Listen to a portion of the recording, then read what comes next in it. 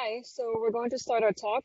Our speaker, Dhruv Paranjpye, is a graduate student in the Electrical and Computer Engineering department. He is currently working in the neurosurgery department, developing a 3D brain segmentation computer vision tool to assist neurosurgeons during surgery. His talk today is from his work with the astronomy department in Caltech, where he developed a deep learning model for artifact detection in images from telescopes. Dhruv, you have the floor now. Thank you, and a very good afternoon to all of you. It's an honor for me to present this work to a physics graduate student symposium, especially given that I'm not really a physics student, but an engineering student. So I'll begin sharing my screen, and if you guys someone just tell me if you can see my screen, then I will enter into present mode. We can see. All right, thank you so much. Am I audible? Yes. All right, thank you. So as it was mentioned that I will be talking about this project which I did as a part of an internship at Caltech last summer called as Eliminating Artifacts from Astronomical Images Using Deep Learning. So I worked at Caltech with a group called as Pacify, which is basically doing polarimetric imaging of stars in the galactic plane.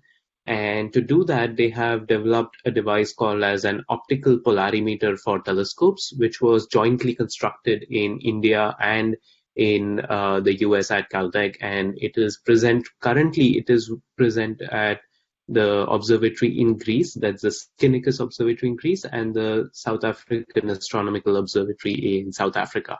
So one in the northern hemisphere and then one in the southern hemisphere. So a typical image from this telescope, which is called as the robotic polarimeter, looks something like this. So you basically have 4 stars here, but actually all of those 4 stars are just 4 different components of the same star, which have been split due to a beam splitter or something called, or more specifically, the Wollaston prism. Now, quite interestingly, if you see the green box here, you will see 2 streaks of light, which aren't stars, but which are actually reflections of the bright stars in the left half of the plane onto the right half. And that is because of the way the polarimeter is designed. And sometimes because of a bright star, the interface between the 2 Wollaston prisms, which are used in the instrument, the starlight tends to scatter, and hence you see these 2 streaks, which are just reflections of the bright stars in the images. Now, unfortunately, it is very difficult to distinguish these streaks of light from real stars, especially when you're processing thousands of images from an automated source extraction pipeline. And quite often, astronomers use the source extraction algorithm from a package known as Sextractor. And while I was working in India on actually performing the instrument calibration for this instrument and the telescope, I found that several of their images which were analyzed using Sextractor had these artifacts in them detected as stars. So you could see that there was a lot of false positive detection rate which was happening because it was not possible for the algorithm to distinguish between the artifacts and the stars. And we also saw that the point spread function for these artifacts, especially at its center, was quite similar to that of the star. So we needed to come up with a way to automatically distinguish these artifacts from the stars. And one of the first ways of trying to perform any sort of deep learning or machine learning is to obtain a lot of training data for the objects of concern. So here we have 2 objects. One is going to be the stars and then the artifacts. As you can see, the artifacts in the left half, the top left half of this image, they are quite close to actual stars, and therefore it is very difficult to distinguish them from the real stars, given that they are so close to even the full width half maximum, or 2 times the full width half maximum of the stars themselves. And therefore, the first algorithm which I wrote was that we wanted to automatically pick up stars which are real stars from this image. And we also wanted them to avoid the boundaries of the mask of the telescope. So unlike a regular telescope in which you will just see a single star in a wide field image or even a deep field image, you will see 4 stars for each for a single star. And therefore, we wanted to avoid any of these stars from being close to the bars of this mask or to the edges of the image. And therefore, the algorithm that we used was designed in a way that it could avoid picking up stars close to these masks. We also wanted to ensure that when we train neural networks using deep learning, we do not bias the neural networks with star magnitudes of just a small range of magnitudes. So for instance, if you can look at the distribution of star magnitudes we had in our initial set of training data, you would see that at the bottom, the scale is the instrumental magnitude and not the apparent magnitudes as astronomers use. But we saw that we ensured that there was a uniform distribution or a nearly a uniform distribution of magnitudes in the training data, so that we avoided biasing our training data to identify stars or artifacts only of a certain magnitude. And then this is one collage of the stars and artifacts as a training data as a whole. And you can see that the streak-like horizontal objects are our artifacts and the round objects are the stars. Each cutout, as you can see here in this collage, is of size 64 by 64 pixels. And each cutout preferably has been centered at the center of the star or the artifact itself. And therefore, you would expect that we saw from inspection that if you choose a 64 by 64 pixel cutout, generally you would find only an artifact or a star located inside it. But there are cases in which you can have a star peeking at the top of the cutout or is even very close to the center of the cutout. Now, before we even get into deciding what algorithm we want to use to perform a classification, one has to realize the difference between deep learning and machine learning. So traditionally, there were a lot of algorithms that were defined in machine learning and computer vision where people could automatically distinguish between two categories. Let's say you want to have a category of a dog and maybe a cat. Earlier traditional machine learning models had feature extraction algorithms which search for certain features of those objects and then perform the classification. Where deep learning tends to differ is that the neural network also learns these features and then performs the classification. So in a sense, for the artifacts which we saw in our images before, we do have a clue that, okay, they are going to be horizontal in nature, but they're still not going to be just horizontal lines. There's going to be some bulging to it, as you can see, artifacts in the cutouts. So we let the deep learning model learn these features of the artifacts itself and then perform the classification for whether a cutout is part of an artifact or a star. The other thing which is important before proceeding to train neural networks is that you want to ensure that there are equal number of labels of stars and those of artifacts, because what would happen otherwise is that you would tend to again bias your neural network to learn one category over the other if there's a high class imbalance, and that could lead to significant errors in your precision or accuracy measurements or metrics, because of which you may have a very good accuracy metric, but your true positive or true negative rates are very low. And therefore, if you see in our training data set, we ensured that we had about 820 images of cutouts of stars and about 900 cutouts of artifacts. After that, we designed a 2D convolutional neural network in which we had about 3 layers of convolutions and 3 layers of max spoolings, followed by a little bit of dropout at the end to avoid overfitting our neural network. And finally, as you can see that the total number of parameters which we had was in the order of a few millions. And the input to this entire network was just the 64 by 64 pixel cutout, as you can see at the top left of this model. The output of this model is just a single number which predicts whether the input image is an artifact or not. And the prediction is generally given by a prediction probability. So a probability close to 100 would be classified as an artifact, whereas a probability close to 0 will be classified as a star. So how do we train our neural networks? So simply speaking, you have a set of ground truth training images and their training labels. And the neural network is trained in a way that it can minimize a cross entropy or a binary cross entropy loss function, which is provided with an input, which is provided with an input image. The neural network performs a certain prediction, and then the prediction is matched or checked with the ground truth labels, and based on the loss we get, we determine how good our neural network is performing. So here are some curves which we had for the binary cross entropy loss and the accuracy of the model as the neural network performed its training.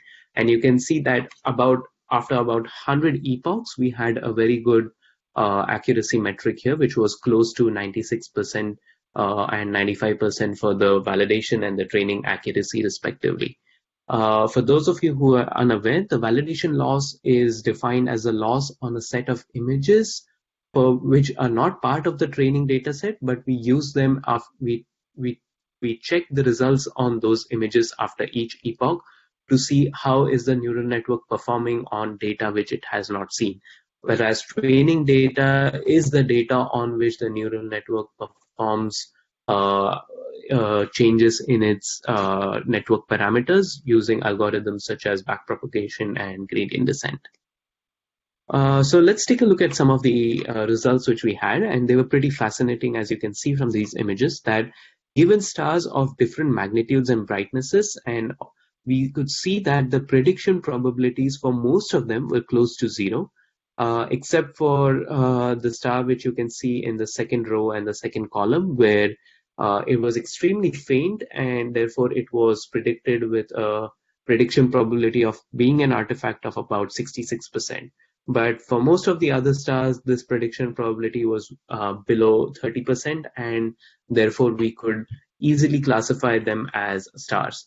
Similarly, let's take a look at what we had for artifacts. And for artifacts, the case was even stronger, where we saw that most of the artifacts were classified with a prediction probability of over 90%, which gave us a lot of confidence in believing in the results of our neural network. As I mentioned previously, accuracy may not be the best metric when you're performing a classification task, and therefore you also need to check how many true positives, true negatives, or false positives and false negatives we had. And as you can see in a validation data set of about 350 images or so, we had about 5 false negatives and 5 false positives, and all others were correctly classified in their respective classes, which means that our true positive and true negative rates were over 97%, giving us a great confidence metric in believing the results of our neural network. Just to see which are those images for which we got false positives and false negatives, as you can see in the images on the top, these are images of artifacts which were classified as stars in our case. And as you can see that these artifacts were, so if you see the first, second, and third, they are actually just augmented versions of the same artifact. That is, when you perform neural network training, you often augment your data set by performing random shifts or rotations in your data set just to increase the size of it and to avoid overfitting. But however, you can see that the distinct trail-like or streak-like feature was quite absent in these images as opposed to most of the artifacts before. And similarly, for the case of stars, you can see that most of these stars were pretty faint, and therefore it was difficult for the neural network to classify them as stars. And if you saw the diagram before, even when we were testing on stars, the prediction probability of whether it belonged to an artifact or not for a star was also maximum at about 66%. That is, the neural network was still not confidently predicting those faint stars as artifacts, which in other words would mean that if it's really detecting an artifact, then it is really confident that there indeed is an artifact. And to quantify this argument, we also plotted what are called as the receiver operating characteristic curves. So if you have a random classifier which will randomly predict whether an input is an artifact or not, then you would get a line as you see at the center, which is in red on the left hand side, where it's just a random classification. So your true positive rate and false positive rates will all be just the same, and it will be a random performance which you observe. And ideally, you want your true positive rate to be 1 and your false positive rates to be 0. And we had an area under the curve of about 0.996. Ideally, you want it to be 1. But that just shows how confident our neural network measurements were. And if we plot the threshold, so when we have a prediction probability of an input being an artifact, we also define a threshold above which we will classify it as an artifact. So initially our threshold was just zero point 0.5, but if you see on the right hand side, even if we change the threshold to 0.75, we still had the same true positive rate and same false positive rate, which in other words meant that even if your threshold is set to 0.75, the neural network will very confidently give you a true positive rate of about 97.5% for those artifacts which are classified as artifacts and with a prediction probability of over 75%. So these were some good numbers to show that our neural network was indeed performing as we wanted it to perform. Then we also plotted a histogram of the prediction probabilities, and as expected, most of the objects in 100 random images were going to be stars, and therefore you saw that there were about 90,000 objects which were classified as stars. But if you look at the prediction probability, they are between 0 and 10%, which means that if there's indeed something which is a star, the neural network can predict it to be a star with a very high confidence of telling us that it is indeed a star. And similarly, the same argument applies to artifacts, where you see that there's most of the artifacts, which were like about maybe 4,000 or 5,000 of them, were between 90 to 100% confident prediction probabilities.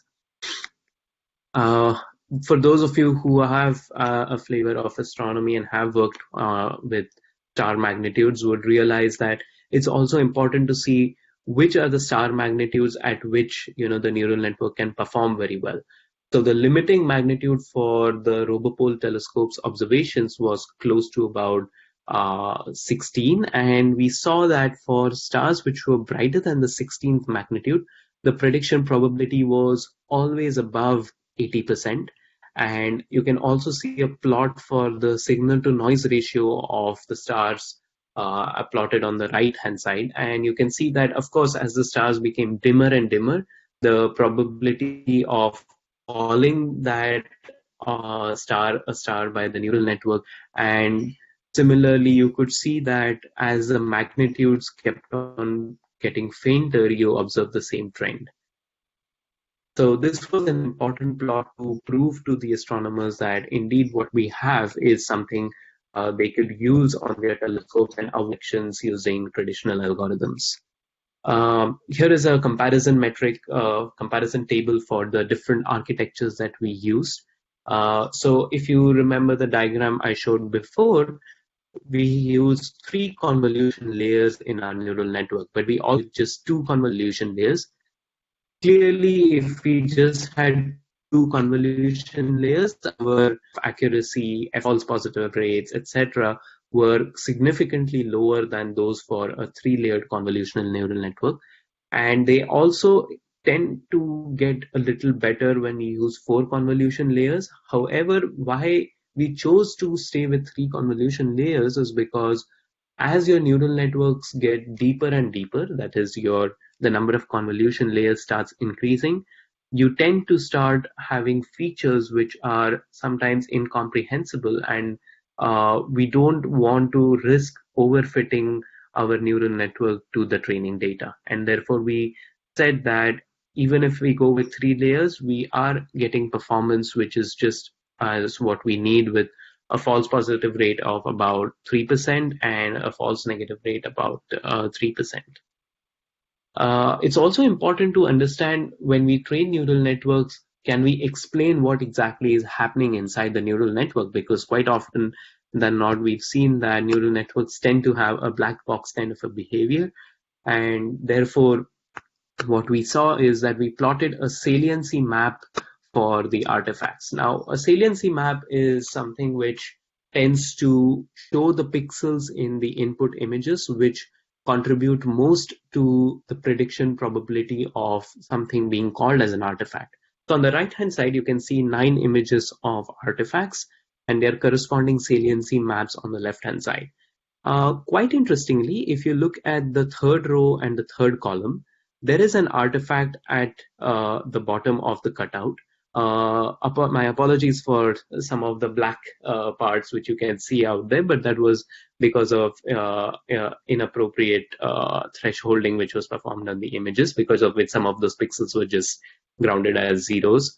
You can see that there's a star peeking at the top of this cutout, and however, the neural network does not detect that star as an artifact in the saliency map. In the saliency map, it only detects the artifact at the bottom, and at the top, it has ignored that artifact, or it has ignored that star, which indeed, in other words, tells us that the neural network is really looking for those streak-like features which we as human beings can comprehend from our eyes. So that's something that was a very interesting observation and a result which we obtained for our paper. Finally, there was another problem which recently engineering people in the world of machine learning and deep learning have started focusing on, and that is, if you see the neural network after the third max pooling layer, it just performs a flattening operation. A flattening operation is where you just open up a tensor, or in this case, a 2D image, and just reshape it as a single dimensional 1D array. What happens with that is that you destroy the multidimensionality of the input image which you had. So consider this input image of a cat. And if I just flatten out this image, you're going to have a single row or a single column of the pixels which were a part of the original input image, but you're not going to have any two-dimensionality information about the cat, or the location of its eyes, or how its eyes are oriented in each image, and therefore you lose a lot of multidimensional information when you perform such flattening operations. The second trouble with flattening operations is that if you see the number of parameters at the bottom, there are about 4,608 parameters which we obtain just through the flattening operations. And then there's another dropout layer followed by a dense layer of 512 neurons. So you can imagine that most of the parameters in the neural network are coming from this flattening operation. So when I was interning at Caltech, I also had the opportunity to attend a very interesting workshop by John Kosefi and Professor Animashri Anand Kumar, who is currently a Bren Professor of Computing Sciences at Caltech, where they have introduced a new concept called as tensor regression networks, which instead of applying a flattening operation on the multidimensional tensor, they tend to approximate the multidimensional tensor using low rank weights and low rank factors, and then perform an inner product to get the classification, classification prediction probability at the output. So what the advantage of doing this, so let me just again, so this is a very interesting image Professor Animashri Anand Kumar had displayed in her talk, where a scalar can be represented just by a single value, followed by a vector which has a value and a direction, then a matrix, and then a tensor which just, so as you see, as you keep going into higher orders of dimensionality, the structure of your input tensor keeps changing. And then there is a lot of information that keeps and gets encoded in the different dimensions, and you can make use of that information to perform your neural network training or understand better the features of your neural network. So similar to singular value decomposition, which is used in low rank matrix approximations, there is a similar technique called as the Tucker decomposition for tensors, in which they apply a similar technique for obtaining a low rank representation of a multidimensional tensor. So as you can see that we applied a multidimensionality tensor approximation algorithm, and we found that we could actually make use of higher order correlations to be understood by our neural network and learn the multidimensional information encoded in the 3 or 4 dimensions of the input tensor, which in other words means, if you have just a 2D matrix, the second order correlation, which can be just given by an expectation, as you can see in the above diagram, and you can extend this notion to the third dimension if you have a third order tensor or a higher order dimensionality tensor, and get higher order correlations which help you explain your multidimensional data better than a two-dimensional correlation. And what we observed was very interesting. So we had about 2 million input parameters in our original model, and the training accuracy was still about 97%, and so was the testing accuracy, 97%. Here's the interesting thing. When we applied the new algorithm for approximating the multidimensional tensors, we just required about 27,000 parameters instead of 2 million parameters. We obtained nearly the same accuracies on our training and testing datasets, but the number of epochs that were required to reach those accuracies was just 10 as opposed to 100. And therefore, you can imagine that if I took so originally I took about 90 minutes for training my neural network on a CPU device. On the same CPU device, I just required about 5 to 6 minutes to perform the training using this new algorithm, and which also means that if your training times are going to be so low, so are going to be your inference times. And therefore, if you can imagine, if we have a 10-fold increase in our speeds using such algorithms for testing, for performing inferences on whether there are artifacts or not in our input data, you can imagine that when astronomers are getting thousands of images from survey telescopes these days, such algorithms will be very useful to perform very fast inferences about whether an artifact is located at a certain location in the image or not.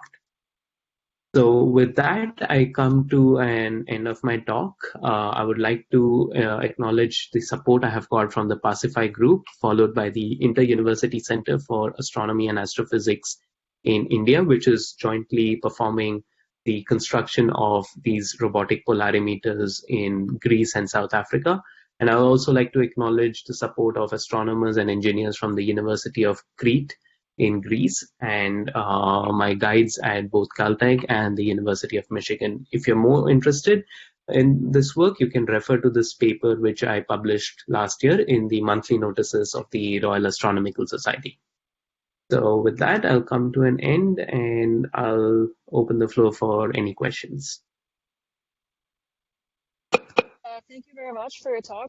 Now we're going to open the floor for questions.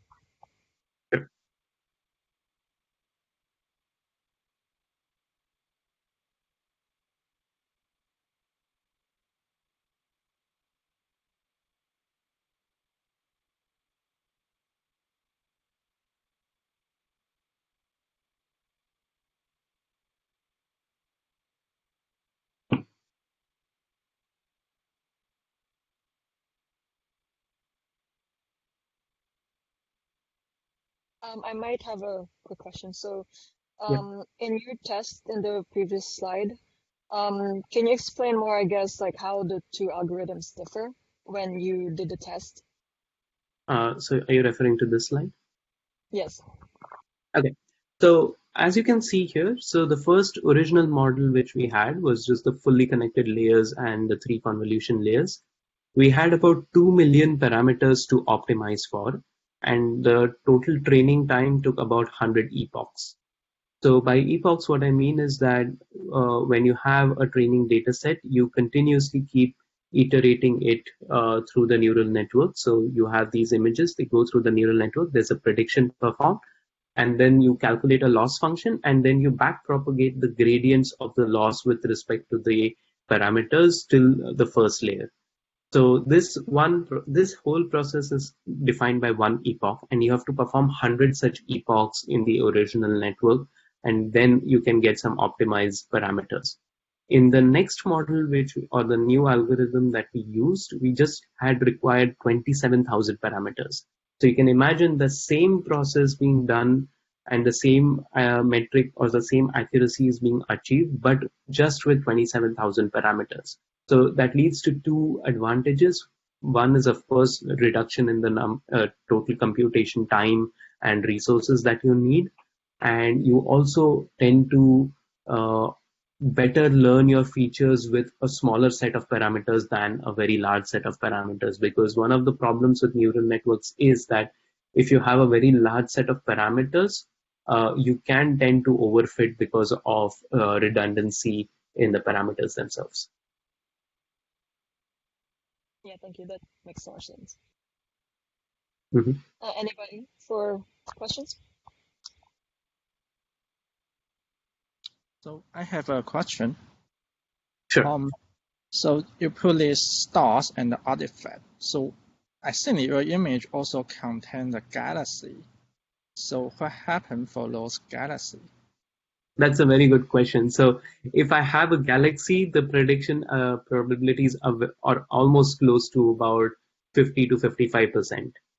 Now, that's the second part on which we have been working after my internship. And so the problem with neural networks is that if you perform such supervised training of neural networks, where you have certain categories and data for each category, your neural network, if trained successfully, will perform very well on those categories. But if you have some other category for which the neural network wasn't trained on, in this case, as you said, galaxies, then there is a confusion, or I would say there is no confident prediction of the neural network for those kinds of images.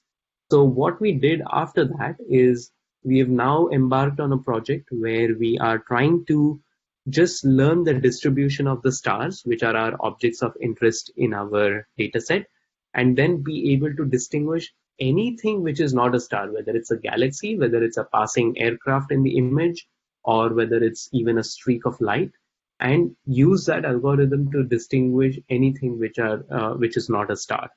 So that's a very good question that you asked, and we are currently working on trying to achieve that.